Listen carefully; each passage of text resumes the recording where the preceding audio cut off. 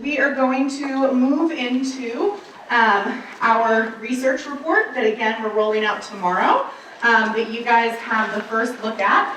Laura Landis, who is our research associate at RCAP, she's based in Denver. She was really the boots on the ground doing the work in this research and having all of the conversations with the various folks who've been through the regionalization process. So Laura is going to talk to you about some of what we found in our research. And again, if you want more information, there are hard copies out on the front table of a one-pager, an executive summary, and the full research paper. And then on your thumb drive, when you leave, you'll also get a digital copy.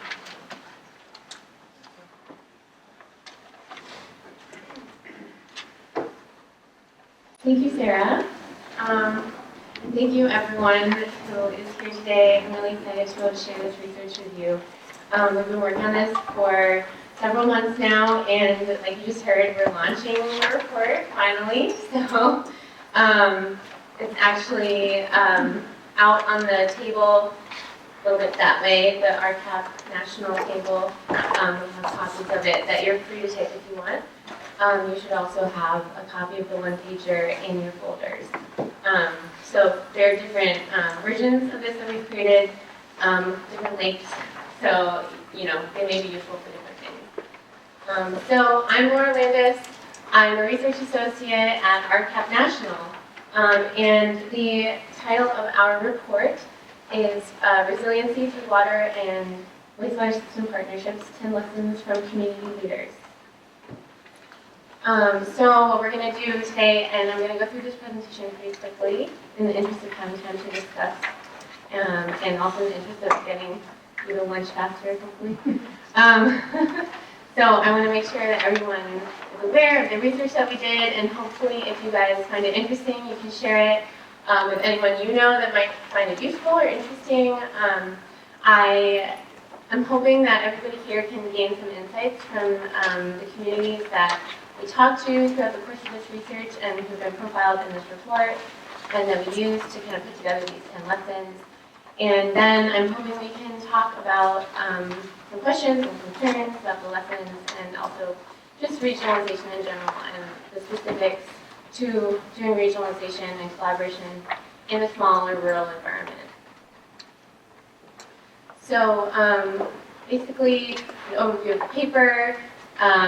The idea is to explore strategies and stories that are more specific to small and rural, and we also have some examples from tribal, which we found was a little bit of a gap in the literature when researching to get ready to do this report. Hopefully this can provide practical information for community decision makers who are looking to ensure sustainability of their water or wastewater systems. And we want to thank Spring Point Partners for funding this research and making it possible. So you're also free to follow along on the one-pager if you'd like, because like I said, I'm going to kind of go through this quickly.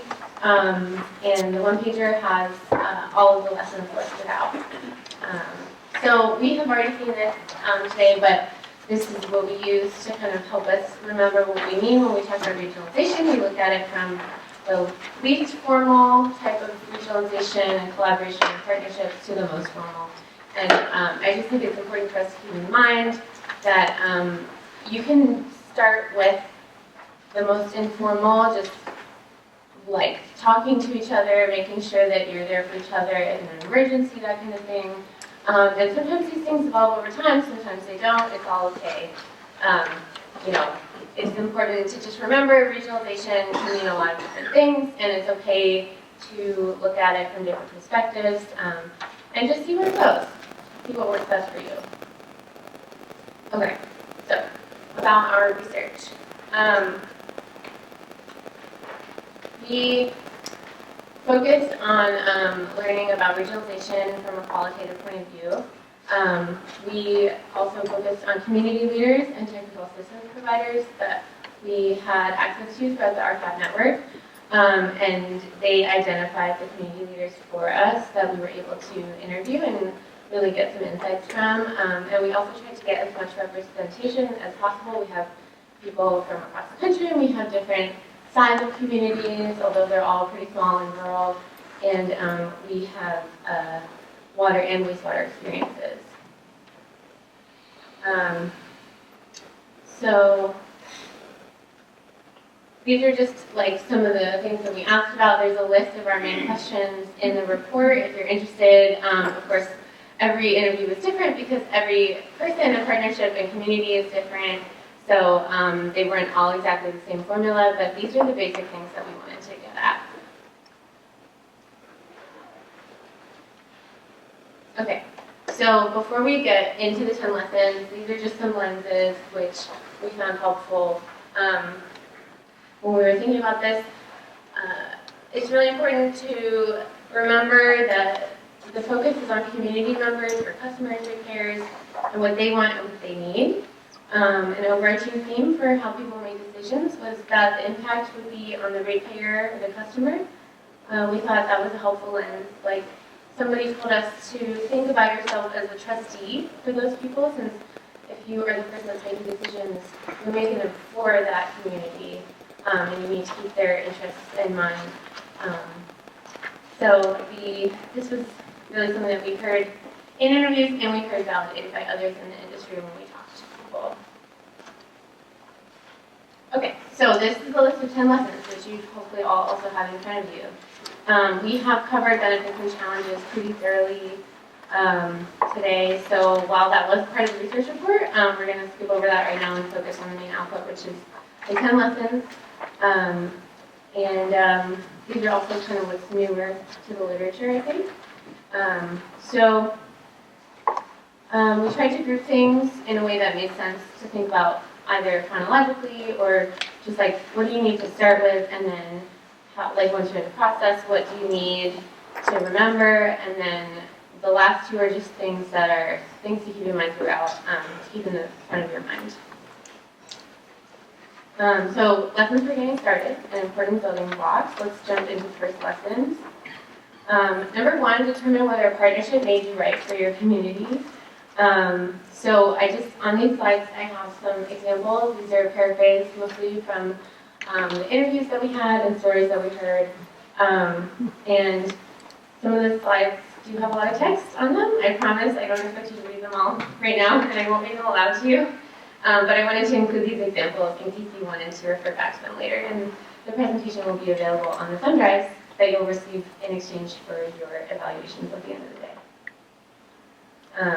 So number two, I didn't say, number one is determine whether a partnership may be right for your community. This is probably the most important thing, in our opinion. It's not right for everyone, but we like to remind people that it's a tool that they have. And if you can sort of get to the point where you're ready to think about it, it can be a really powerful tool. Someone like RCAP or another technical assistance provider can help you figure out if and why a partnership might be right for you. And then once that's done, you can start moving forward with the other steps. So lesson two, find out what resources are available and build your team. Another aspect of planning can be understanding what tactics and incentives are available to you. When you gather or tap the expertise of people as you're building your team, this is knowledge that they can bring to the table.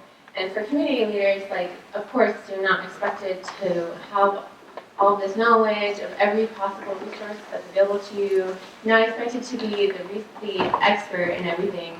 So we want you to be able to find out who to go to, or who can help, or who can point you in the right direction when it comes to what tools are available. So finding those people who can be resources for you is key. And resources can be financial, they can be like a guidebook, they can be a community member who has a lot of sway and who people respect and listen to. So if you can get that person on your side, that can be a really good resource. Those are just some examples.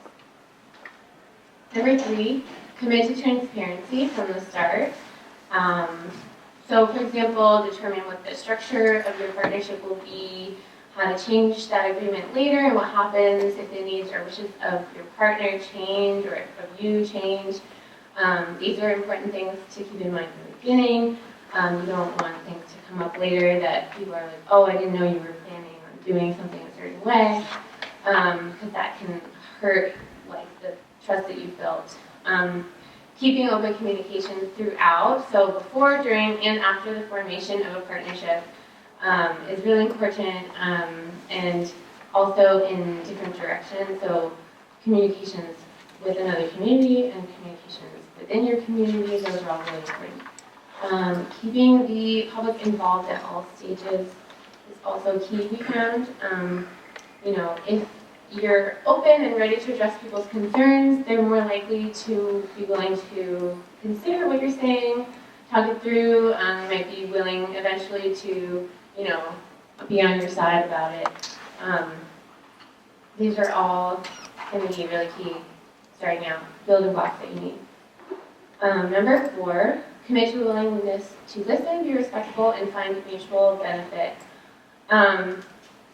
You need those in place because proposed solutions are only going to work if all the parties get a say and if they see the benefits to themselves.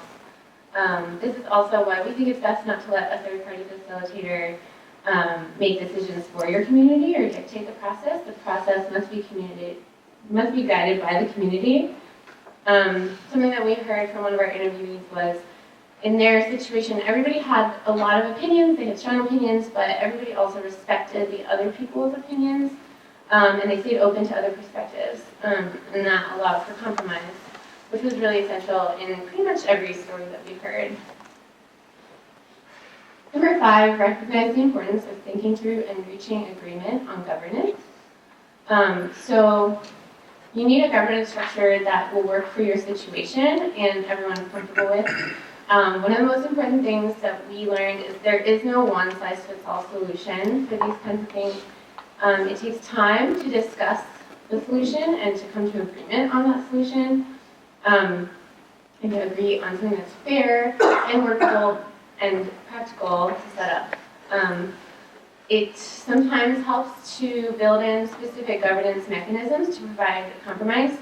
For example, you might require a majority or even a supermajority of votes when the board votes on something that's particularly sensitive, such as a rate increase. Number 6 is keep a patient mindset. We know that this is a long-term discussion focused on sustainability. So we have already touched on today the importance of patience.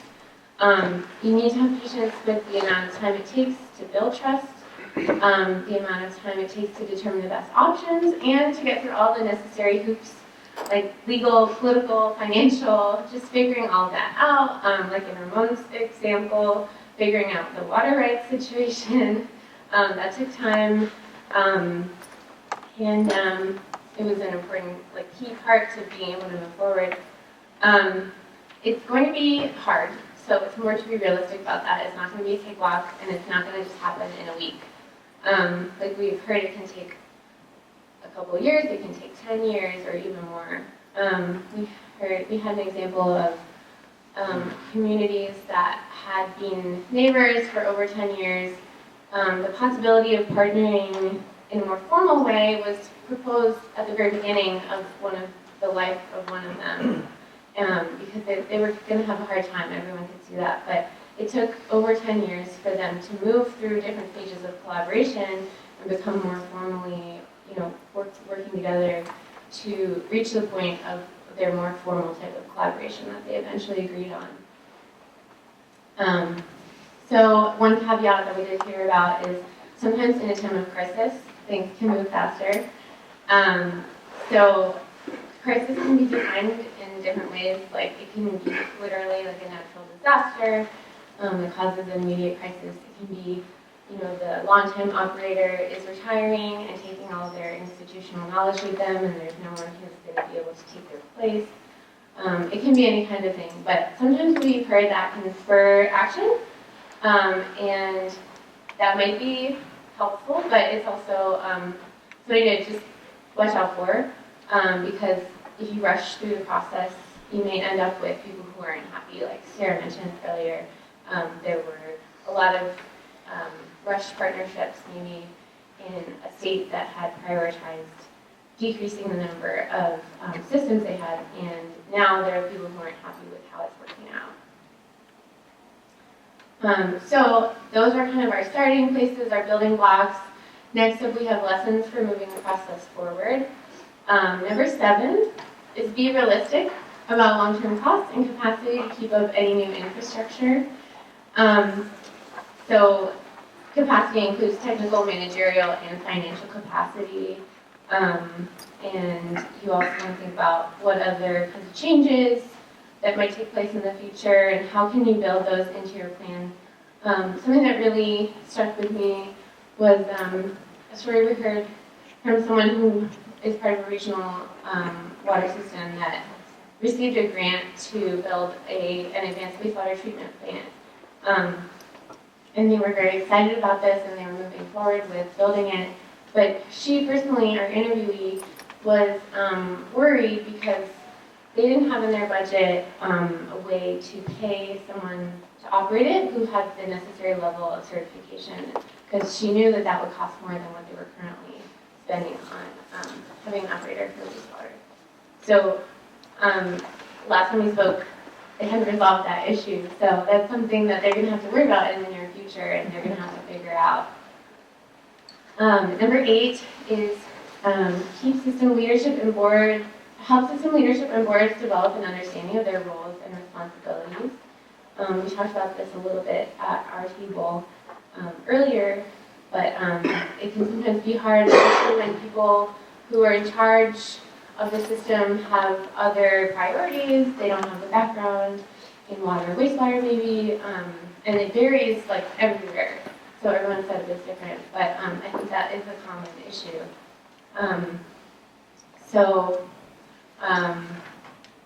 You know, if you have a board member, you know, whoever the organization is that's making decisions, who doesn't know about this, if you help them to get educated on this, this can be attending trainings, it can be bringing somebody to check them in place, or other kinds of resources that are available online or for free, or maybe not for free. If they're more informed about what's going on, they can make decisions based on facts and on the implications of those facts instead of only based on perceptions about working with another community. And this also applies for things besides partnering with another community. But we heard somebody told us that they can't afford to send all their board members to trainings, but they like to send one as often as they can, and then they have them come back and sort of represent what they learned to the rest of the board. So that kind of helps them to mitigate costs, but also to extend their learning as far as possible. The last 2 lessons are things to keep in mind throughout the process, something that you should just have always in the back of your mind or at the front of your mind. Number 9, keep your goal in sight, but be open to possibilities. So having a clearly defined goal is really helpful. If you know what you're trying to get done, then that will help move the process forward. But it's also important to be open to different ways of achieving that goal. So staying open to the broad spectrum of types of partnerships, like we said, from informal to formal, they're all valid and useful in different ways. Things may evolve over time, so it's good to just keep an open mind and see what you can do now, and then think about where can this go in the future. The last lesson, number 10, is ensure building and earning trust is prioritized throughout the process. So trust building is essential, and it takes a lot of time, and it's necessary to have it in 3 directions. So between the communities and the third-party facilitators, so you know that there's one involved. If the communities don't all trust the third party, then things aren't going to go well. So making sure that there's someone who's perceived as neutral is really helpful. Then between the communities themselves, so community A and community B who might want to partner, you need to build that trust between them. Otherwise, they're not going to want to work together. And also within the community. So within community A, you need the decision makers to have the trust of the people that they're representing, because you know you could have gotten to the final stage of your partnership, but in the end, the community rebels and they cause a fuss and like they don't want to go through with it, and that can derail the whole project. So it would have been a complete waste of time, which would be a shame. So let's move on to the discussion. I will say that just to make sure everyone's aware, before we go to questions and discussions, we have three different versions of this report. Like Sarah said, you guys are the first to see the report. It's coming out officially tomorrow, but it is available in print form on the table outside, the RCAP table, and it will also be available on the thumb drive that you'll get at the end of the day. This is what it looks like. It's 30-some pages. If you don't have time to read that, or don't have the interest to read that all, we also have an executive summary, which is just a few pages and condenses everything. It also includes, these are in the report as well, but I think we figured they're helpful. Excuse me. Each lesson includes some key questions, which are things that we think are helpful to think about as we're going through the process, assuming that you are interested. And then in your folders and also on the table, there are one-pagers. So these are for just getting a quick overview and learning the basics of what we are trying to get across. So, okay, this is an open discussion now. We have 15 minutes, 5 minutes total. Okay, sorry, I must have gone over. I'm very sorry. But this is an open time. These are some starting points if you have questions or you want to discuss these. Did any of these lessons resonate with you? Did any of them surprise you? Did you disagree with any of them? And if so, why? The why is helpful. The floor is open. So who wants to start? How do you think this report should be used? What do you think we should do with it? So that depends on who you are and what you do. I'm hoping, we're all hoping that this will be most useful for people who are members and leaders of a community or working at a utility that are interested in finding a solution to some problems they may be having, who are looking for a little bit of guidance, and looking mostly for some stories that can resonate with them. So I think I mentioned, I felt like there was a gap in the literature. There are lots of papers with case studies that talk about bigger systems regionalizing. But when you're in a very small rural community, there's not a lot that you can relate to often in those stories. So hopefully this will provide that. And also, if that's not who you are, maybe just helping people get a sense of what it's like in these communities when you're trying to pursue partnerships. So I'm hoping that the full report will be useful for someone who wants to go through the process and think about what questions they should ask themselves in their community. And then the others, maybe for other people who are just interested in learning more about it and agencies, funders, that kind of thing. Sure. Any other discussion? Feelings? Thoughts? Did you notice the change since you were, nationwide? Did you notice certain issues that, say, from the Midwest to the Northeast that differed, or was everything pretty much the same in general? That's a good question. I'd say things are pretty different everywhere you look, even beyond just by region, and then also some things by region. So in the West, water scarcity is a bigger issue, and distance between systems is a bigger issue than in the East. But every community seems like they had very different perspectives. They sometimes had conflicting advice. We had people say, oh, our board was an odd number and that is crucial. And then we had people say, no, we had an even number board, but that was fine. We were able to work with that. some people had different ideas. That's kind of why we said the governance structure is not a one-size-fits-all. So we heard a lot of different things about governance structures, but the challenges that people faced, some of them, like you can see on these papers, like a lot of things come up over and over again, right? But there are some things that are unique and less common. So it's just a mix of those things, I think. Does that answer? And I would just add to that really quickly, just to echo what Laura said, that, you know, in all the work that we do at RCAP and what we see across the country, you know, even in the same county, you know, the systems that we work with have situations that are unique. And we really kind of take that approach that, you know, there are certainly patterns and there's tools and resources when it comes to regional collaboration, but, you know, every set of communities is going to have unique challenges, a unique history, unique perspectives. So one of the things that we really try and do as a third-party facilitator is get to know that uniqueness, really understand the local history and some of the previous challenges, and really keep that in mind as we, you know, lay out all of the potential solutions.